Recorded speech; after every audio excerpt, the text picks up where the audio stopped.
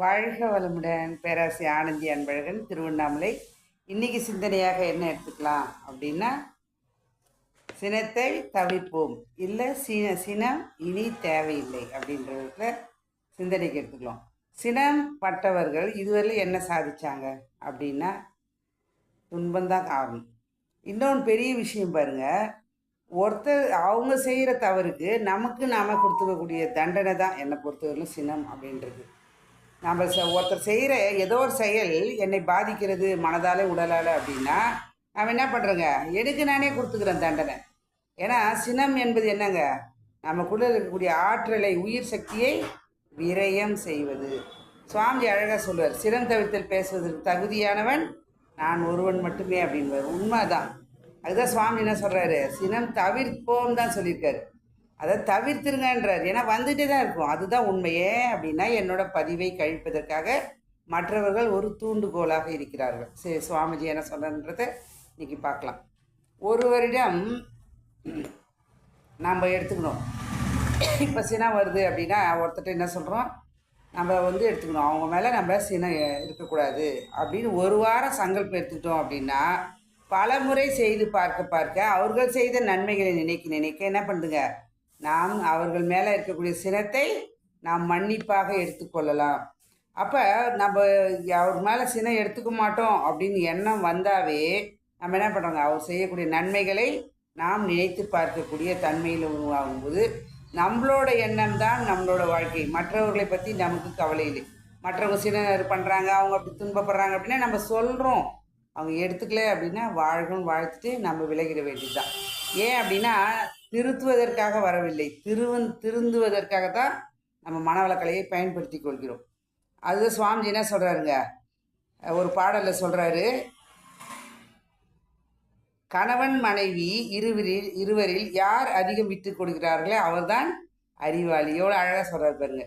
ரெண்டு சங்கிலி இப்படி பிடிச்சிட்டு இருக்கு. மேக்சிமம் பார்த்தீங்க அப்படின்னா சினம் யார்கிட்ட வருதுன்னா நம்ம ரொம்ப நெருங்கிய தொடர்புடையவர்கள் தான். நம்ம உடன் பிறப்போர், கணவன் மனைவி, பிள்ளைகள். ஏன் அப்படின்னா நம் நன்மைக்காக அவர்களும் அவரோட நன்மைக்காக தான் நம்ம வாழ்ந்துட்டுருக்கோம். அப்போ சினம் என்ன பண்ணுதுங்க, அவங்க நம்ம ரொம்ப வாட்ச் பண்ணுறோம் அப்படின்றது தான் நான் என்னோடய எண்ணம். அதாவது அவங்க நம்மை கவனிக்கிறார்கள், நாம் அவர்களை கவனிக்கிறோம். அதான் சுவாமி என்ன சொல்கிறாரு, யார் அறிவாளியோ அவங்க விட்டு கொடுத்துருன்றார். எவ்வளோ அழகாக சொல்கிறார். இரண்டு சங்கிலி இப்படி பிடிச்சிடுச்சு அப்படின்னா ஒன்று விட்டால் தானே ஒன்று விலக முடியும். அதுதான் சுவாமிஜி அழகாக சொல்கிறாரு. இதில் புனிதமான உறவு எது அப்படின்னா கணவன் மனைவி உறவுன்றதால தான் இங்கே சினம் தவிர்க்கப்பட வேண்டும் அப்படின்றது. அகத்தாய்வு என்பது மன தூய்மை நாடி செல்லும் ஒரு தெய்வீக பயணம். அகத்தாய்வுன்றது மனவளக்கலையில் மட்டும்தான் ஸ்பெஷல். அது தெய்வீக பயணம். நாம் ஆன்மீக வாழ்க்கைக்கு வந்துட்டோம் அப்படின்னா வாழ்க்கை எப்படி இருக்குங்க, மேடு பள்ளம் வந்தால் கூட அதை ஏற்றுக்கொள்ள மனப்பக்குவத்தை எடுத்துகிட்டு வந்தோம் அப்படின்னா வாழ்க்கை ஒரு தெய்வீக பயணமாக இருக்கும். எண்ணத்திற்கு காவலாக எண்ணத்தையே வைக்க வேண்டும். எண்ணத்தை ஆராய எண்ணத்தால் தான் முடியும். உண்மைதான். அதான் அருள் தந்தை அவர்கள் அழகாக சொல்கிறார், எண்ணத்தை ஆராய்ச்சியிலையும் தூய்மையிலையும் வைத்திருப்பவன் முதல்ல அறிஞனாகிறான், அடுத்தது மகானாகிறான், அடுத்தது ஞானி ஆகிறான். உண்மை தானே? ஆராய்ச்சி எடுத்துக்கிட்டோம் அப்படின்னா அதான் மனிதன் மனிதனாக வாழ ஏற்ற ஒரு சாதனை வழியே மனவளக்கலை. அதுதான் சுவாமிஜியில் எல்லாருமே சொல்லுவாங்க, மனவளக்கலை என்பது பார்த்திங்க அப்படின்னா போதனை மார்க்கம் அல்ல, இது சாதனை மார்க்கம். குடும்பத்தில் நாம் மனவளக்கலையை எடுத்துகிட்டு வந்தோம், ஒருத்தர் வந்தால் கூட போதுங்க, அவங்க திருந்தாவே போதும், தான் குடும்பம் சுற்றம் எல்லாமே திருந்தும்.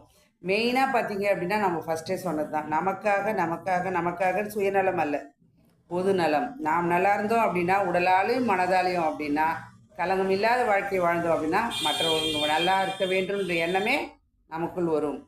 அப்போ சுவாமிஜி வெற்றி கிட்டும் அப்படின்றதுல ஒரு பாடல் கொடுத்துருக்காரு. சினம் கவலை என்னும் இரண்டும் மனித வாழ்வை சீர்குலைக்க வைக்கும் நச்சாகும், உணர்ந்து கொள்வீர்.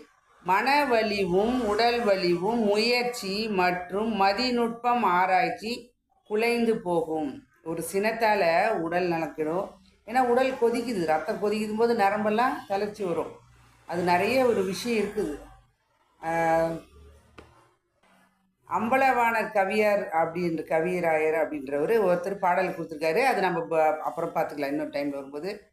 எதுக்காக சொல்கிறேன் அப்படின்னா அவங்களாம் உணர்ந்து இருக்கிறாங்க, அது சொல்கிறாங்க, நம்ம ஏற்றுக்கணும். முதல்ல நம்ம செயல்படுத்தி பார்த்தா தான் நம்ம தெரியும். ஆனால் நம்ம என்ன நினைக்கிறோம், தயிரை புற குத்துறோமா இல்லை விஷத்தை புற குத்துறோமான்றது நம்ம கையில் தான் இருக்குது. அடுத்தது பார்த்துக்க சுவாமிஜி, மதிநுட்பம் ஆராய்ச்சி குலைந்து போகும். உண்மை அதுதான். தினம் சிறிது நேரம் இதற்கென ஒதுக்கி சிந்தித்து சீர்திருத்த இவ்விரண்டும் இனி என்னிடத்தில் எழாமல் காப்பேன் என்று பலமுறை கூற வெற்றி கிட்டும் அப்படின்றது. அந்த விதத்தில் பார்த்தீங்க அப்படின்னா